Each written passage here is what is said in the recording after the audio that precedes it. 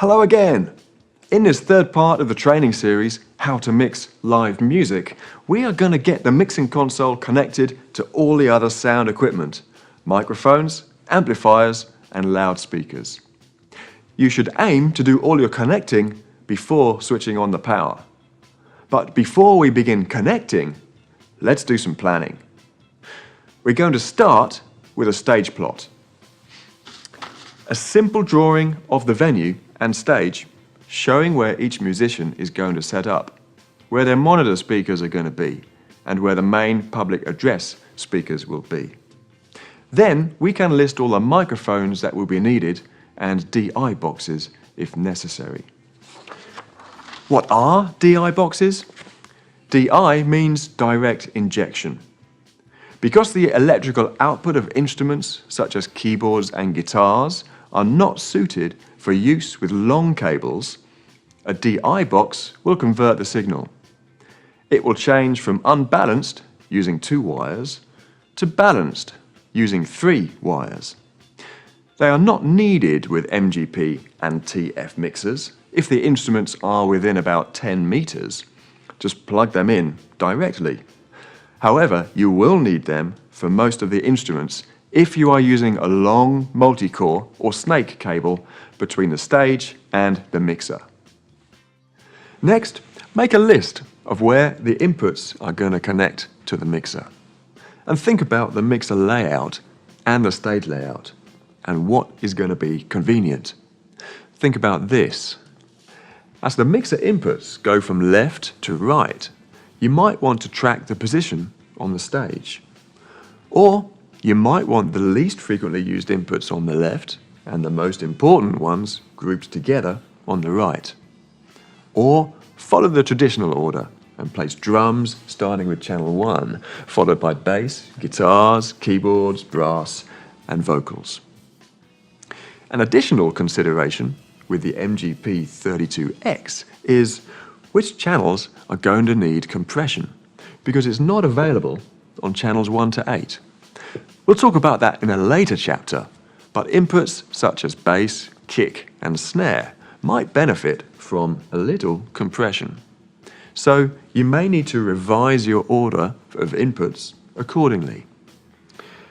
Then plan for your outputs in a similar way, for the auxes and the main outputs. The TF mixer doesn't have specific output connections.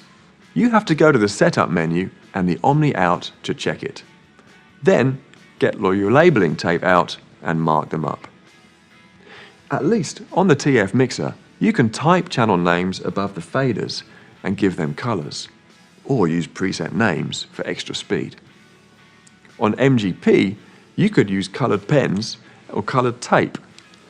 Anyway, get your console organized, then start connecting your microphones and your speakers. When you position your main speakers for public address, make sure they are in front of all the microphones, closer to the audience. You need to avoid the microphones picking up the sound from the speakers and causing a loud howling noise. Raise the main speakers above head height and tilt them towards the audience. Try to make sure they don't face the back or the side walls head on. You need to minimize sound reflections. When positioning floor monitors on stage, make sure they are pointing directly at the heads of the performers. Position them so their sound travels away from the audience. Position microphones so their rear, where the cable plugs in, is towards the floor monitors.